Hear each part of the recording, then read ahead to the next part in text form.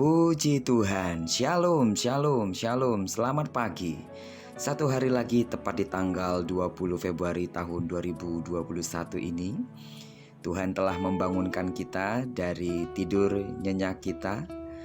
Dan jika kita ada di hari ke-20 di bulan Februari ini adalah anugerah yang sangat besar yang patut kita syukuri. Dan percaya jugalah bahwa seperti Dia telah memberkati tidur malam kita, maka sepanjang hari ini sampai pada terbenamnya matahari di tanggal 20 Februari ini, Tuhan akan menyatakan kuasa namanya sebagai Allah yang menyertai, sebab Dia adalah Immanuel. Amin. Dia juga akan melindungi dan memberkati kita. Haleluya. Saat ini sebelum kita lebih jauh melakukan aktivitas kita, mari sama-sama kembali kita merenungkan firman Tuhan sebagai pedoman dan pelita hidup kita yang kita ambil dari pembacaan 50 hari bersama kitab Kejadian. Dan hari ini tepat pada tanggal yang ke-20 bulan Februari, maka kita akan baca kitab Kejadian pasalnya yang ke-20 ayat yang pertama sampai dengan ayat yang ke-18. Saya percaya saudara semua akan baca keseluruhan pasal ini. Namun sebagai perenungan kita, saya akan coba bacakan dari ayat 8 sampai dengan ayatnya yang ke-11. Keesokan harinya pagi-pagi, Abimelek memanggil semua hambanya dan memberitahukan seluruh peristiwa itu kepada mereka. Lalu sangat takutlah orang-orang itu.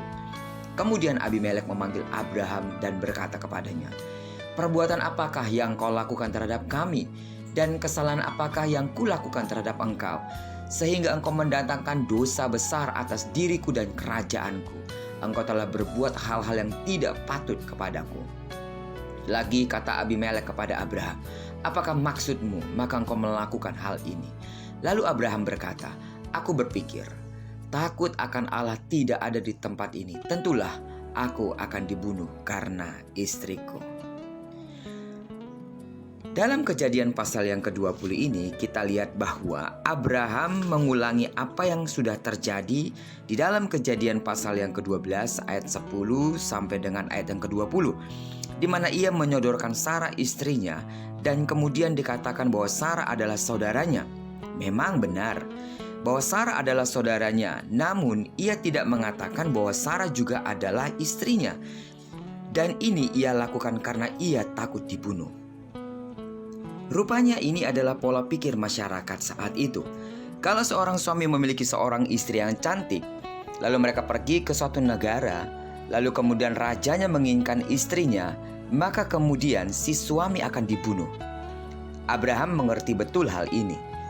Ia mengadakan perjanjian dengan Sarah, supaya kalau kemanapun mereka pergi, atau pada waktu mereka mengunjungi suatu bangsa atau suatu kerajaan, untuk tidak mengatakan bahwa Sarah itu istrinya, melainkan hanya mengatakan bahwa Sarah adalah saudaranya, dan sebaliknya Sarah mengakui bahwa Abraham adalah saudaranya.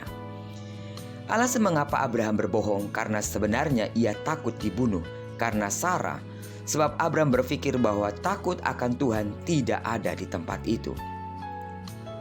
Di dalam Kejadian pasal 12 ayat ke-13 berkata, "Katakanlah bahwa engkau adikku, supaya aku diperlakukan mereka dengan baik karena engkau, dan aku dibiarkan hidup oleh sebab engkau."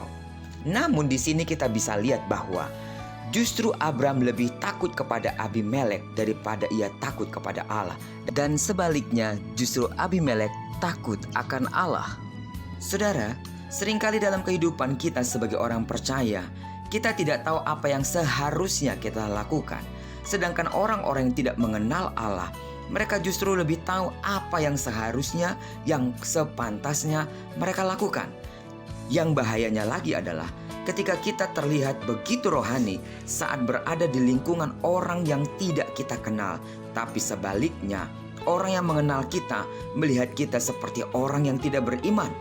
Tindakan kita, bicara kita, cara pandang kita, mereka bahkan berkata percuma atas tindakan-tindakan rohani kita di luar dan melemahkan iman mereka.